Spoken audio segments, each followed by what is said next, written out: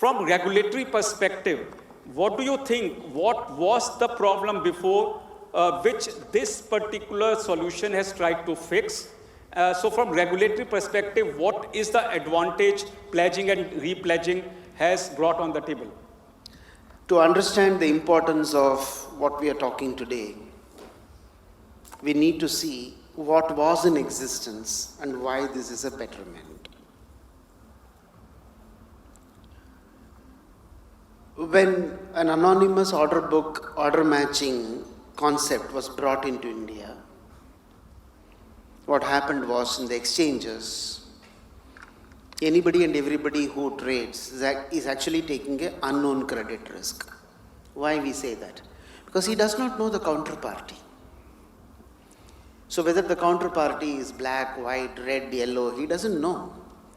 Then how he can be clear that his settlement can happen? So that credit risk, through a mechanism of credit upgradation, through novation, got converted into a market risk. Market risk can be managed through margins.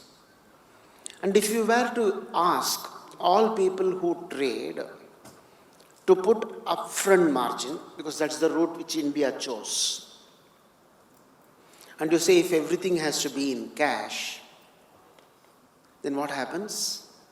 There will be no liquidity. Why? Many of the people have converted their cash into other assets. Some people have converted into fixed deposits. Some people have converted them into marketable securities. So it was decided at some point of time regulatorily, people will be permitted to deposit securities as collateral for their margin utilization. How it used to work? People used to transfer their shares to the trading member. The trading member will transfer it to the clearing member. Then what happens? The clearing member will pledge it to the clearing corporation, who is going to provide the settlement guarantee. When these transfers happen, there is a loophole created. Every problem has a solution. Every solution brings a new paradigm of a problem. What was a new paradigm of a problem? The trading member has the full potential to use it whichever way he wants. Same way the clearing member could use. I'm not saying everybody was using, but there was one case which did it. So then what happens to the investor? The investor gave the security thinking it will be used for the purpose of his requirement of trading. But if the trading member decided to sell it off or take the margin benefit of it and give it to some other client, then how do we protect him? When an incident happened, it also highlighted this risk. So what has now been accomplished, which is probably one of the unique things which India has been able to generate in the capital market? The client does not part with his shares. He creates a lien called pledge. And then the trading member repledges it. The clearing member repledges it to the clearing corporation.